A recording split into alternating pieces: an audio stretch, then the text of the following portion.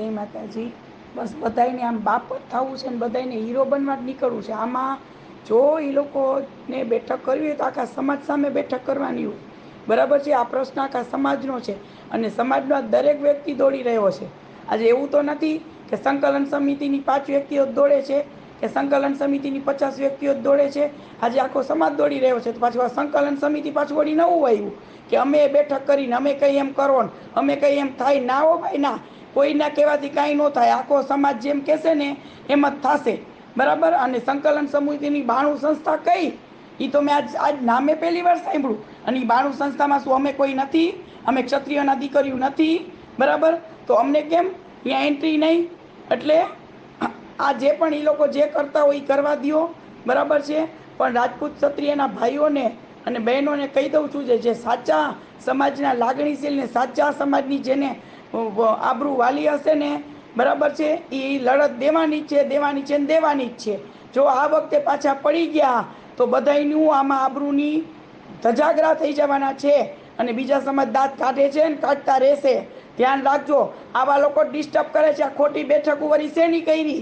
પાછું વળી ઓલી ચૂંટણીના ફોર્મ લઈ આવ્યા છે કે 300 ફોર્મ ભરવાના, ફલાણા કરવાના, ઢીકડા કરવાના. શું કામ ડિસ્ટર્બ કરો છો? આનો રસ્તો એક જ છે. જો ટિકિટ રૂપાલાભાઈની રદ કરે તો જ, નહીંતર આંદોલન સિવાય કોઈ આનો રસ્તો જ નથી. બરાબર છે. તો આવા ડિસ્ટર્બ ન કરો. કંઈક વિચારીને પગલાં લ્યો. બરાબર છે. અને આવા ભેદભાવ ન રાખો. અને ભેદભાવ ન રાખવા હોય તો બધાને આમંત્રણ આપો. બરાબર. અમે બાપ થઈ જાય ને અમે હીરોગીરી થઈ જાય. અહીંયા બધાને એ જ કરવું છે. હાઇલાઇટ જ થવું છે. આ શું છે પછી કે સમાજના ભાગલા પડ્યા? આ લોકો જેવા સમાજના ભાગલા જ પાડે છે. બરાબર. આ સમાજના ભાગલા કાં પાડો? બરાબર. આમ આ ઈ જ જોઈ છે અને એ નથી કરવાનું.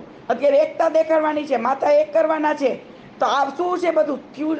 આ સમાજ, આપણા સમાજનો બીજા સમાજ દાંત કાઢે છે. દાંત. હવે તો સમજો ને હવે તો એક થાવ. કોને મોટા ભા થઈ જવું છે ને કોને મોટા બા થઈ જવું છે? આ લડાઈ આખા સમાજની છે. આખા સમાજની. તો આખા સમાજની જ બેઠક હોય. આમાં 5, 25, 50 જણા તો પાછું આ તો જયરાજભાઈ જેવું જ થયું. આ તો વળી બીજા બાપ થવા આવ્યા પાછા. અમે કંઈ એમ જ કરવાનું, એમ કોઈનું નહીં હાલે. બરાબર. જે પણ એમાં સમાધાનની કરવાની કોશિશ કરશે તો સમાધાન અમે માન્ય નહીં રાખીએ. આજે સમાધાન, કાલે આજે નહીં, કાલે સમાધાન નહીં. એક જ બસ, રૂપાલાભાઈની ટિકિટ રદ થાય એ જ અમારો ન્યાય. બરાબર. આ જ વસ્તુ ઉપર આપણે આખા સમાજે અડગ રહેવાનું છે. આ તો શું કઈ આ નવરાશી? બરાબર. આટલું બધું કરવા પછી કે હવે સમાધાન થઈ ગયું. ભાઈ કાંઈ કરવાનું નથી. આ પાણી ફેર જ કરે છે આ બધા. અને આ લોકોનું કોઈ માન્ય રાખવાનું થતું નથી. જય માતાજી. હવે આ સંકલન સમિતિમાં ભાવનગરના સ્ટેટ યુવરાજસિંહ છે. બરાબર. એ આજે આવ્યા છે આપણે સાથ સહકાર દેવા. ઘણા રાજ પરિવારો બહાર નીકળ્યા છે. તો એને એન્ટ્રી નથી. પ્લસ કરણી સેનાના કોઈ પણ વ્યક્તિને એન્ટ્રી નથી. બરાબર છે. આપણે આ મહિપાલસિંહ મકરાણા છે, રાજ શેખાવત છે, કે આપણા વીરભદ્રભાઈ છે. બરાબર. એ લોકો કોઈને એન્ટ્રી નથી. તો આ સંકલન સમિતિ શું પોતે જ જે કરે એ જેમ કે એમ કરવાનું છે? બરાબર છે. આ વળી કે આ બધું આવું જ આપણા સમાજનો વીક પોઈન્ટ છે કે ભાગલા પાડો ને રાજ કરો. એ આપણા સમાજનો વીક પોઈન્ટ છે ને. એ બધાય સમાજને ખબર છે. બરાબર છે. એટલે જ આપણા સમાજમાં કોઈ દી એકતા થઈ નથી. અને અમે એકતા કરવા નીકળ્યા હતા કે આપણા માથા એક થાય, આપણે બધા સાથે મળીને આપણી જે સ્વમાનની લડાઈ છે એ લડી. તો વળી આ પાછા બધા ભા થવા એવા માથે કે હવે અમે કરી એમ. હવે તમે કોણ? તમે કોઈના બાપ છો? બધા 8-9 જણા. એ 8-9 જણામાં પીટી બાપુ આપણે આવી ગયા. મોટી મોટીની ક્યાં પીટી બાપુ? તમે પછી હું તમને કહી દઈશ, માન બાન કોઈનું અહીંયા રહેશે નહીં. તમને તો અહીંયા તો બહુ બધે વખાણ કરો છો. આમ કર્યું તેમ કર્યું. તો અત્યારે દરેક રાજપૂતનો દીકરો કે દરેક રાજપૂતની દીકરી સવારથી સાંજ આ લડાઈ માટે દોડે છે. એમાં આપણે પછી આમ બધાને હાઇલાઇટ થઈને હું કરવું છે. અને પછી સમાધાન કરીને જો પાછા આવતા રહ્યો, ડાચા હું દેખાડવા બધાને, મોઢા હું દેખાડવા બધાને. બરાબર. એટલે જે કરે ને એ સંકલન સમિતિ વિચારીને કરે. બરાબર. સમાધાન થશે તો કોઈ માન્ય રાખવામાં આવશે નહીં. અને તમને કોઈ હકે નથી દીધો કે તમે 8-9 જણા તમને આખા સમાજને તમે પૂછ્યું?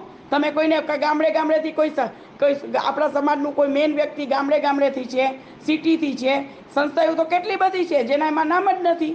બરાબર. અને આ 92 સંસ્થા વળી કઈ એને મને હું નામ જાણીશ કે લાવો 92 સંસ્થાના નામ અને તમારી કામગીરી. તમે 92 સંસ્થા શું કામ કરી રહ્યા છો? બરાબર છે. એટલે આ બધું આ રહેવા દો, અત્યારે ડિસ્ટર્બ કરવાની વાત છે આ, બરાબર. એટલે જે કરે છે ને એને કરવા દો, ખોટી ભા ને આ બધું રહેવા દો.